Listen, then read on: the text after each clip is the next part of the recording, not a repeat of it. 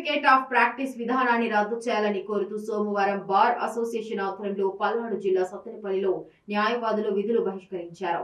ఈ సందర్భంగా అసోసియేషన్ అధ్యక్షులు కంబాల అనిల్ కుమార్, న్యాయవాదులు దివ్యాల శ్రీనివాసరావు, జనలగడ్డ విజయ్ కుమార్లు మాట్లాడారు. ఈ నేపథ్యంలో బార్ కౌన్సిల్ తీసుకున్న నిర్ణయాన్ని వ్యతిరేకిస్తూ న్యాయవాదులు కోర్టు ఆవరణంలో నినాదాలు చేశారు. ఈ కార్యక్రమంలో అసోసియేషన్ ఉపాధ్యక్షులు పాటిబండ్ల రవి, న్యాయవాదులు బత్తుల ఆదినారాయణ, సయ్యద్ అబ్దుల్ రహీం, కళ్లం వీర భాస్కర్ రెడ్డి, రాజవరపు నరసింహారావు, బిఎల్ కోటేశ్వరరావు, జూపల్లి శేషయ్య, చవల బాలకోటయ్య, బయ్యారపు నరసింహారావు, బొమ్మిశెట్టి శ్రీనివాసరావు, వడియాల పాపారావు, గుజ్జలపూడి సురేష్, రాజా, విజయ్ భరత్, కృష్ణారెడ్డి, ఫజలుల్లా, తవ్వ హరినాథ్, పిల్లి సుధీర్ బాబు తదితరులు పాల్గొన్నారు.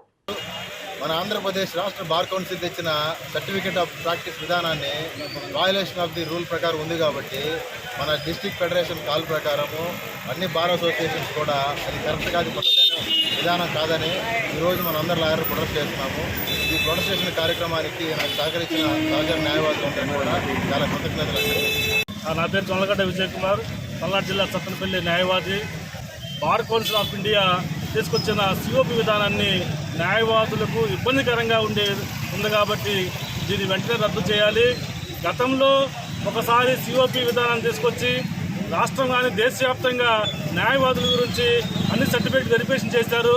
ఆ మొత్తం కూడా అన్నీ కరెక్ట్ అని చెప్పేసి ఒకసారి సిఓపి ఇచ్చిన తర్వాత తిరిగి అవసరమైతే దాన్ని రెన్యువల్ చేయాలి. కానీ మళ్ళా ఐదు వకాలతాలు, మళ్ళీ అమౌంట్ పెట్టడం, డబ్బులు పెట్టడం, ఈ విధానం వల్ల న్యాయవాదులకు ఇబ్బందిగా ఉంది, ప్రాక్టీస్కి ఇబ్బందిగా ఉంది.